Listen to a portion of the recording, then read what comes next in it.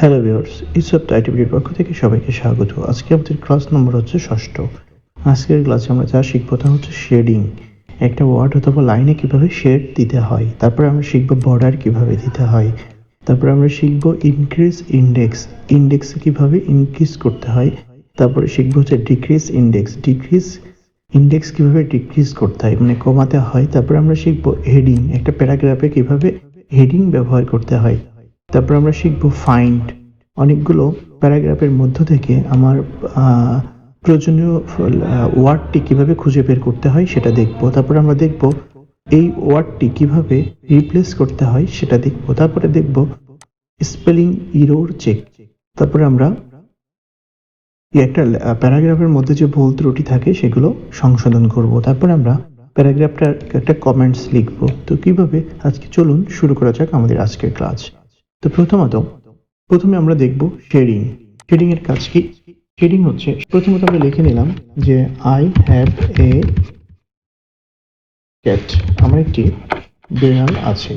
এখন এখান থেকে আমরা শেডিং দিতে চাই। শেডিং হচ্ছে কালারের মতো, কালার হচ্ছে ফন্টে কালার করে, আর আমাদের শেডিং হচ্ছে ব্যাকগ্রাউন্ডে কালার করে, মানে পিছনে কালার করে। এখান থেকে আমরা সিলেক্ট করলাম। সিলেক্ট করার পরে এই যে এই কালারটা যদি আমি এখানে আইকনে ক্লিক দিই, থিম কালার, এই থিম কালারটায় ক্লিক দিলে আমার দেখা যাচ্ছে যে পিছনে একটা কালার তৈরি হয়ে গেছে। এখন আমরা যদি এখানে ক্লিক দিই, ক্লিক দিয়ে যদি আমি এই লেখাটা আবার লিখলাম যে আই হ্যাভ এ ক্যাট, লেখার পরে আমি যদি এই লেখাটা সম্পূর্ণ সিলেক্ট করি, সিলেক্ট করে যদি আমি এখান থেকে যদি এটুকু সিলেক্ট করে যদি কালারটা দিই, তাহলে দেখতে পাবো সম্পূর্ণ লাইনটাকে আমার কালার করে ফেলছে। এটাই হচ্ছে থিম কালার।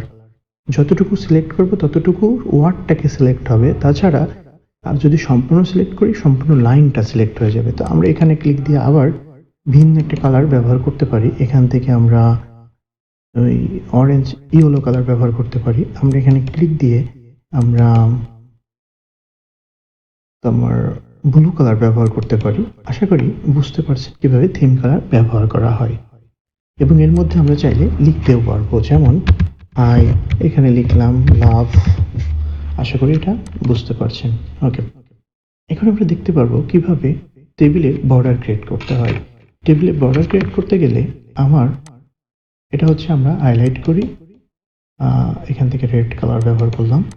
টেবিলের বর্ডার কিভাবে দিতে হয়? টেবিলের বর্ডার দিতে গেলে প্রথমত আমার এই যেটাকে আমরা বর্ডার ক্রিয়েট করব, বর্ডার ক্রিয়েট করতে হলে আমাকে এটা সিলেক্ট করতে হবে, সেই অংশটাকে সিলেক্ট করার পরে এখন এখান থেকে আমরা আইকন যে আছে বর্ডার আইকনে একটা ক্লিক দিব। আইকনে ক্লিক দেওয়ার পরে আমরা বটম বর্ডারে যদি ক্লিক দিই, তাহলে আমার নিচের দিকে একটা লেখা ক্রিয়েট হবে, নিচের দিকে একটা বর্ডার ক্রিয়েট হবে।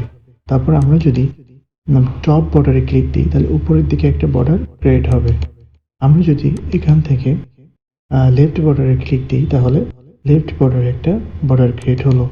আমরা যদি এখান থেকে রাইটে ক্লিক দিই, তাহলে দেখতে পাবো রাইট একটা বর্ডার ক্রিয়েট হলো। এখন আমরা যদি চাই যে এই বর্ডারটা ম্যানুয়ালি 4 বার মিলিয়ে বর্ডার ক্রিয়েট করলাম, এখন যদি আমরা এটা চাই যে এটা শুধুমাত্র আমার সিলেক্ট করে একবারে করব, কিভাবে সিলেক্ট করব? আমরা এখন চাই নো বর্ডার, তার মানে একবারেই বর্ডার চলে গেল। আমরা যদি চাই একবারেই বর্ডার দিতে, কিভাবে? সিলেক্ট করব, একবারে আমরা অল বর্ডার দিলে বর্ডার, আচ্ছা নো বর্ডার থেকে আমরা আউটসাইড বর্ডার দিলাম। আউটসাইড বর্ডারটার কাজ কি? একবারে বর্ডার ক্রিয়েট হলো। আমরা এখানে যেভাবে ম্যানুয়ালি করলাম, এখানে সেটা একবারে বাইরের সাইডে বর্ডার ক্রিয়েট হয়ে গেল।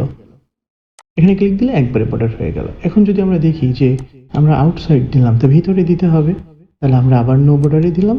নো বর্ডারে দেওয়ার পরে আমরা ইনসাইড বর্ডার দিব। এই যে এটা হচ্ছে ভিতরের বর্ডারগুলো হলো, ভিতরের দিকে বর্ডার ক্রিয়েট হলো। এখন আমরা বোঝার সুবিধার্থে নো বর্ডার ব্যবহার করছি। ওকে, আবার নো বর্ডার ব্যবহার করলাম।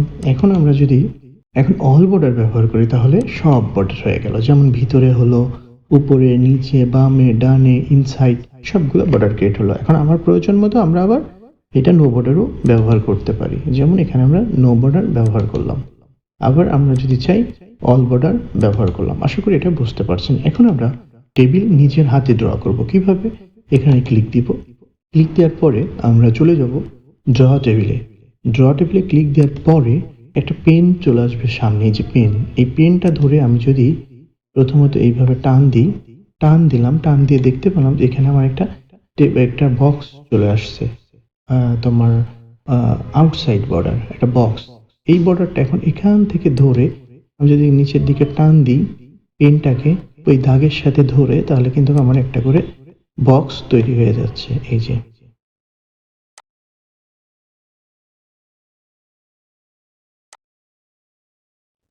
হয়ে গেল। আমরা যদি চাই এখান থেকে আমরা আবার এইদিকে দিব, ঠিক আমার কিন্তু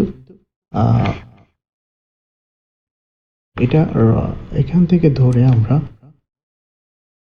যদি এখানে ক্লিক দিই তাহলে কিন্তু আমার এদিকে ভেঙে যাচ্ছে।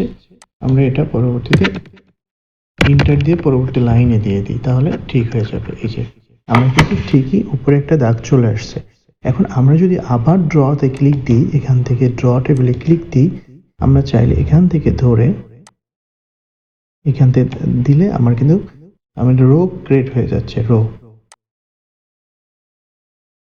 এই যে আমার কিন্তু ক্রিয়েট হয়ে গেল। এখন মনে রাখতে হবে, এখন যদি আমি এটা মার্জ করতে চাই, যে অনেকগুলো উপরের দিকে আমি কিছু লিখতে চাই, তো এডুকেশন সিস্টেম, তাহলে এটা এই বক্স, এই বক্স, এই বক্স, এই বক্স, এই বক্স, এইগুলো আমরা কিভাবে আমরা এখন কিভাবে হচ্ছে তোমার ইরেজ করতে হয়, আমরা এগুলো হচ্ছে ইরেজ, ডিলিট, এই সবগুলো ডিটেলস আকারে শিখবো হচ্ছে ইনসার্টের টেবিল থেকে। আর এখন শুধুমাত্র আমরা হাত দিয়ে বক্স কিভাবে ক্রিয়েট করতে হয় সেটা দেখলাম। আর একটা জিনিস এখন দেখাচ্ছি, সেটা হচ্ছে মার্জ করব কিভাবে। আমরা প্রথমত এই পেনটাকে সরাবো। পেনটাকে সরাতে হলে কিবোর্ডের ইএসসি যে বাটন আছে, এই বাটনটা প্রেস করলে তোমার চলমান প্রসেস বন্ধ করে দিবে, মানে পেনটা চলে যেয়ে কার্সরের মুভমেন্ট পয়েন্ট চলে আসবে। এই যে ক্লিক দিলাম, চলে আসলো। এখন আমরা যদি মার্জ করতে চাই সহজ ভাষায়, এখানে কিছু এই সিলেক্ট করব, প্রথমে এটা সিলেক্ট করে রাইট বাটন ক্লিক দিব। মাউসের রাইট বাটন ক্লিক দিলে দেখতে পাবো মার্জ সেল নামের যে অপশনটা, এটাই মার্জ হয়ে গেল। আশা করি আজকে আমরা এতটুকুই দেখলাম। পরবর্তীতে টেবিল সম্পর্কে বিস্তারিত জানবো পরবর্তী ক্লাসে। ওকে, এখন আমরা চলে গেলাম ইনক্রিজ ইন্ডেক্স। ইনক্রিজ ইন্ডেক্সের কাজ কি? ইনক্রিজ ইন্ডেক্সের কাজ হচ্ছে, আমার কিছু লিখলাম আগে, আই হ্যাভ এ ক্যাট, লেখাটা লেখার পরে এখন আমার এটা এখান থেকে যদি আমি মাউস এখানে কার্সর পয়েন্ট রেখে আমি যদি এইটা সামনের দিকে টানি, তাহলে কিন্তু আমার ইন্ডেক্সটা সামনে চলে যাচ্ছে। কিন্তু আমি এইভাবে না করে আমি যদি আমার ইন্ডেক্স ইনক্রিজ ইন্ডেক্সে ক্লিক দিয়ে দিয়ে সামনে নিতে পারি, যেমন আমি যদি এখানে যে ইনক্রিজ ইন্ডেক্স এখানে যদি ক্লিক দিই, তাহলে দেখতে পাবো আমার অংশটা সামনের দিকে মুভ করছে। আর এটা হচ্ছে সামনের দিকে মুভ করাকে বলা হয় ইনক্রিজ ইন্ডেক্স, মানে এই যে অংশটা সামনের দিকে মুভ করছে। আচ্ছা, আমরা এখান থেকে ধরেও এটা নিয়ে আসতে পারি, আবার আমরা ইনক্রিজ করে সামনের দিকে মুভ করাইতে পারি। ওকে, আশা করি ইনক্রিজ ইন্ডেক্স কিভাবে করতে হয় সেটা বুঝতে পারছেন। এখন আমরা ডিক্রিজ করব। ডিক্রিজ করব কিভাবে? এটা ক্লোজ প্যারাগ্রাফ কি করে মার্জিনটাকে ক্লোজ করে দিবে। যেমন আমরা এখানে কিছু একটা লিখলাম, যেমন আই হ্যাভ এ ক্যাট, এই কথাটি লেখার পরে আমরা এটা কালার দিই, যেহেতু আমরা এটা বুঝতেছি সেহেতু এটা কালার দিয়ে হাইলাইট করতেছি। ডিক্রিজ কিভাবে করব? এখানে ক্লিক দিয়ে আমার যদি এখন এখানে ক্লিক দিয়ে যাইতেছে না কেন? কারণ আমার আগে একটু সামনের দিকে এটা নিয়ে নিতে হবে। আমি সামনের দিকে ইনক্রিজ করে নিলাম। এই ইনক্রিজটাকে এখন ডিক্রিজ করতে গেলে আমাকে এইখানে ক্লিক দিতে হবে, তাহলে দেখতে পাবো এক ধাপ করে পিছনের দিকে চলে যাচ্ছে। আশা করি ডিক্রিজ কিভাবে করতে হয় এবং ইনক্রিজ কিভাবে করতে হয় সেটা বুঝতে পারছেন। ওকে, এখন আমরা দেখব হেডিং। হেডিং হচ্ছে ব্যবহার করা হয় একটা প্যারাগ্রাফের উপরে।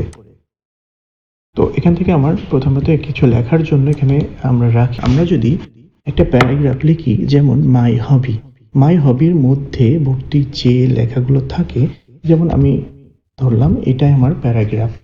এই প্যারাগ্রাফের মধ্যে উপরের দিকে প্রত্যেকটা জিনিসের একটা হেডিং থাকে, যেমন ক্যাট, ক্যাটই হচ্ছে হেডিং। তো এইটাকে সিলেক্ট করে আমার এই যে স্টাইলের মধ্যে নর্মাল, নো স্পেস, এখানে হেডিং 1, এই যে এখানে যে ড্রপ ডাউন মেনু আছে, এখানে ক্লিক দিলে আমাদের হেডিং 1, হেডিং 2, হেডিং 3 থাকবে। এখান থেকে আমরা কিন্তু হেডিং 1, হেডিং 3 খুঁজে পাবো। তাহলে হেডিং 2 ব্যবহার করলাম, আমার কিন্তু এটা ওই যে মাউস রাখলে এই যে হেডিং চিহ্নটা এখানে দেখাচ্ছে। তারপরে এটাই হচ্ছে, তার মানে এর ভিতরে এইটা হচ্ছে একটা প্যারাগ্রাফ। আশা করি এটা বুঝতে পারছেন কিভাবে হেডিং ব্যবহার করতে হয়। এটা শুধুমাত্র একটা ক্লিক দিলেই হেডিং ব্যবহার হয়ে যায়। ওকে, এটা আমরা পরবর্তী লাইনে নিচে নামাই দিলাম। এখন এটা ফন্টটাকে আমরা ব্ল্যাক করে দিই বোঝার জন্য। ওকে, এখন আমরা যে জিনিসটা দেখবো সেটা হচ্ছে ফাইন্ড।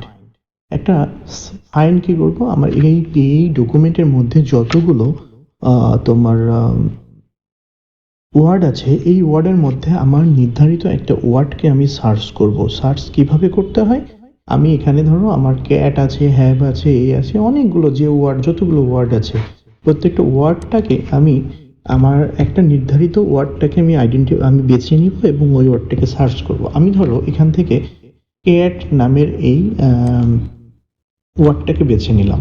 তাহলে আমি এটাকে সার্চ করতে হবে। এখান থেকে আমার ক্যাটটাকে সিলেক্ট করে নিতে হবে। আমি এটাকে মনে করলাম আমি এইটা ক্যাটটাকে করতে চাই, এই ডকুমেন্টের মধ্যে ক্যাট কথাটি কত জায়গায় আছে। তাহলে আমি আগে এখানে একটা ক্যাট কথাটি লিখে নিলাম বোঝার সুবিধার্থে, এবং এটা আমি এটাকে খুঁজতে চাই, ক্যাট ফাইন্ড করব কাকে, ক্যাটকে। ক্যাট কোথায় আছে এবং কত জায়গায় আছে। তাহলে আমরা যদি কিবোর্ডের সার্চ করতে গেলে কিবোর্ডের কন্ট্রোল প্লাস এফ প্রেস করি, তাহলে কিন্তু ফাইন্ড অপশনটা চলে আসবে। যেমন আমরা কন্ট্রোল এফ কিবোর্ডের প্রেস করলে নেভিগেশন দিয়ে নিচে একটা বক্স চলে আসবে। এই বক্সে আমি যদি ক্যাট কথাটি লিখে দিই তাহলে কিন্তু আমার 13টা রেজাল্ট, মানে 13 জায়গায় ক্যাট কথাটি আছে এবং কোথায় কোথায় আছে তার পেজ নম্বর এখানে উল্লেখ আছে। 2 নম্বর পেজে আছে, 3 নম্বর পেজে, 4 নম্বর পেজে। তারপর এখান থেকে রেজাল্টে কোথায় কোথায় আছে সেটাও কিন্তু এখানে উল্লেখ আছে।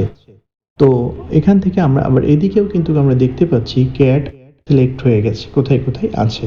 এখন আমরা এই শর্টকাট কির মাধ্যমে ছাড়াও আমরা কিন্তু ম্যানুয়ালি নিয়ে আসতে পারি ফাইন্ড অপশনটা। কোথায়?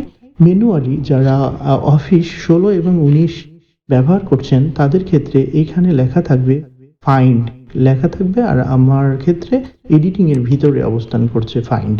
তো ফাইন্ডে যদি আমি ক্লিক দিই তাহলেও কিন্তু আমি এই নেভিগেশন অপশনটা পেয়ে যাব এবং এখানে আমার প্রয়োজনীয় যে ওয়ার্ডটা সেটা লিখে দিব। এখন যদি আমি হ্যাভ কথাটি লিখে দিই, হ্যাভ কথাটি কত জায়গায় আছে? হ্যাভ কথাটি আছে হচ্ছে 11 জায়গায়।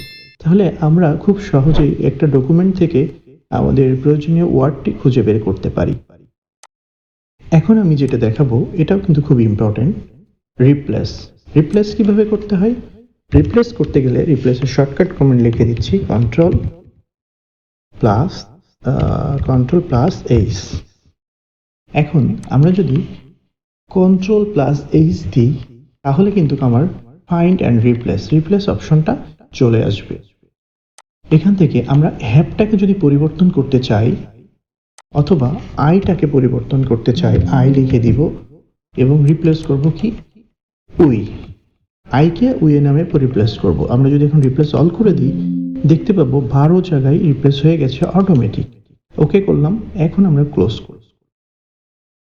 এখন এখানে খুঁজবো যে কোথায় আমার আই ছিল। এখানে কিন্তু প্রতি জায়গায় আই ছিল, অটোমেটিক হয়ে গেছে উই। এখন আমরা উইটাকে আবার আই করব আমাদের। তাহলে আমরা আবার ম্যানুয়ালি করতে পারি কিভাবে? এডিটিং এ ক্লিক দিব অথবা এখান থেকে যে রিপ্লেস নামের যে অপশনটা আছে এখানে ক্লিক দিব। ক্লিক দেওয়ার পরে আইটাকে উই করলাম। এখন আমরা উইকে হচ্ছে আই করব। ওকে, উইকে আই করে রিপ্লেস সলভ করে দিব। তাহলে ঠিকই আই হ্যাভ এ ক্যাট, দেখেন আপনাদের চোখের সামনে কিন্তু দেখা যাচ্ছে এটা হয়ে গেল অটোমেটিক। ওকে, তাহলে এখানে 3 পেজ থাক আর 10 পেজ থাক আর 100 পেজ থাক না কেন, আমরা খুব দ্রুত একটা ডকুমেন্ট থেকে আমাদের ওয়ার্ড আইডেন্টিফাই করতে পারি এবং ওয়ার্ডটা হচ্ছে পরিবর্তন করতে পারি। এখন আমরা দেখব ইরর চেক। আমার লেখাটার মধ্যে যদি কোনো ভুল ত্রুটি থেকে থাকে সেগুলো আমার সংশোধন করবে কিভাবে? আমাদের এখান থেকে যে এডিটর নামের অপশনটি আছে, এডিটর অপশনে যদি একটা ক্লিক দিই তাহলে আমরা এখান থেকে দেখতে পাবো স্পেলিং আছে 14টি। আমরা নিচে আমরা স্পেলিং এ যদি একটা ক্লিক দিই তাহলে আমাদের স্পেলিংয়ের যে প্রবলেমগুলো কোথায় কোথায় আছে সেটা কিন্তু এখানে শো করবে। আমরা কেটে দিলাম। অথবা আপনারা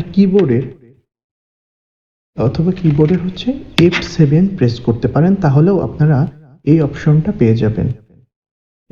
আমার এখানে আছে হচ্ছে এডিটিং থেকে স্পেলিং, এখানে শো করছে। স্পেলিং এ ক্লিক দিলাম, তা আমার কিন্তু স্পেলিং ইররের এই অপশনটা চলে আসলো। আপনাদের হয়তো যারা 16 এবং অফিস 16 এবং 19 ব্যবহার করছেন তাদের ক্ষেত্রে কিবোর্ডের F7 প্রেস করলেই ফাংশন কি কিবোর্ডের F7 যদি প্রেস করেন তাহলেও আপনারা এই অপশনটা পেয়ে যাবেন। তা এখন আমার এটা ভুলটাকে আমি সংশোধন করতে চাইলে আমরা কি করতে পারি, আমরা হয় ইগনোর করতে পারি, এই যে এখানে দেখা যাচ্ছে ইগনোর অল অথবা ইগনোর ওয়ান্স, অথবা প্যারাগ্রাফ এখান থেকে আমরা এটা ক্লিক দিতে পারি, অথবা এখানে ক্লিক দিলে আমি দেখতে পাবো যে আমার ক্যাট ওটা পরিবর্তন হয়ে গেছে। এখানে এখন আমরা দেখতে পাবো যে হচ্ছে হ্যাভটা হচ্ছে করতে গেলে আমার এখানে কনসিডার একটা অপশন শো করছে, যেমন আই হ্যাভটা আমরা পরিবর্তন করলাম। এখান থেকে এই যে সাথে সাথে আছে, তাই এখানে কিন্তু কোথায় আছে এটা লোকেশন ট্র্যাক করছে এবং এখান থেকে আমরা কনসিডারে ক্লিক দিলে পরিবর্তন করে দিচ্ছে। তো আমরা এখান থেকে ক্লিক দিয়ে পরিবর্তন করে ফেলতে পারি। আবার আমরা আরেকটা কাজ করতে পারি, এটা অন্যভাবেও করতে পারি, যেমন আমরা এখান থেকে যেটা ভুল আছে অথবা আমরা সেটা যেটা নিচে লাল দাগ আছে সেই লাল দাগের নিচে আমরা রাইট বাটন ক্লিক করলে উপরের দিকে দেখতে পাবো স্পেলিং এ ক্লিক দিলে আমরা এখান থেকে কিন্তু শো করছে যে এটা হবে এইভাবে না এইভাবে কোনভাবে হবে সেইভাবে এখানে কিন্তু শো করছে। অথবা ইগনোর অল যদি ভুল না থাকে তারপরেও লাল দাগ দেখায় তাহলে আমরা ইগনোর অল করব, আর যদি ভুল থাকে এবং এখানে যদি সংশোধনীয় কোনো ওয়ার্ড থাকে তাহলে আমরা এটা ক্লিক দিব। এখন তারপরেও কিন্তু পরিবর্তন হয়ে গেছে। আশা করি এটা স্পেলিং ইরর কিভাবে হচ্ছে সেটা এবং কিভাবে এর ইরর সংশোধন করা যায় সেটা বুঝতে পারছেন। এখন আমরা যে জিনিসটা দেখাবো সেটা হচ্ছে কমেন্টস করা। এই যে টোটাল প্যারাগ্রাফটা লিখলাম, এই প্যারাগ্রাফের মধ্যে যে আমার একটা কমেন্টস করব যে কেউ ধরো আমাকে এটা পাঠাইছে অনলাইনে পাঠানোর পরে বললো যে চেক করে দিতে, এবং চেক করে যেখানে যেখানে ভুল, যেটা সঠিক লেখার দরকার আমি সেটা লিখে দিলাম। যেমন আমি এখানে লিখলাম যে প্যারাগ্রাফ যে কথাটি আছে এটা সঠিক, মনে করো যে এটা আমাকে পাঠাইছে এই বানানটা সঠিক আছে কিনা চেক করতে। তো আমি বললাম যে এটা সঠিক, কিন্তু তাকে বোঝাবো কিভাবে?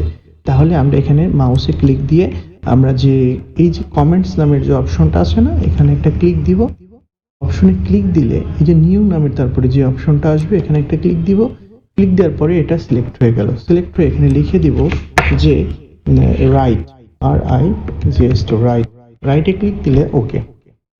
তাহলে কিন্তু আমার এই যে এখানে একটা কমেন্টস তৈরি হয়ে গেল যে এই কথাটি আমি কি বলছি। এখন যদি আমি এটা কেটে দিই তাহলে কিন্তু আমরা দেখতে পাবো যে এটা